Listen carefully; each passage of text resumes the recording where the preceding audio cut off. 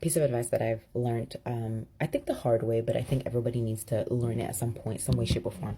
Never fall in love with potential. If you're in the recruiting business, if you're in, anyway, recruiting business doesn't matter, like anything that sales, so basically everything around the world, never fall in love with people that you think what they say on the CV is what they're going to do. I used to be in the sense that I always was like, oh, okay, for example, let me take the example so you guys can understand the network marketing business, right? Like people say, yeah, I've done this, I've done that, top seller, top recruiter, in other businesses, whatever.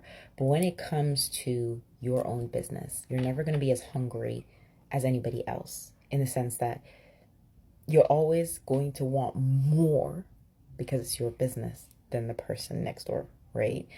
And so I always say never fall in love with potential. It doesn't matter if a person comes in and says, yeah, I've done this, I've been top seller for this, I've been top.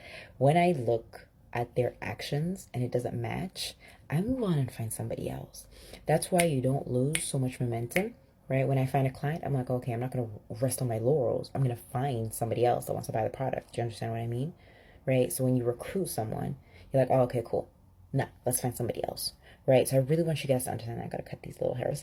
That is super important, never to fall in love with potential, because otherwise you are going to be disappointed by people. You're always going to be. And the thing is that people are not as hungry as you.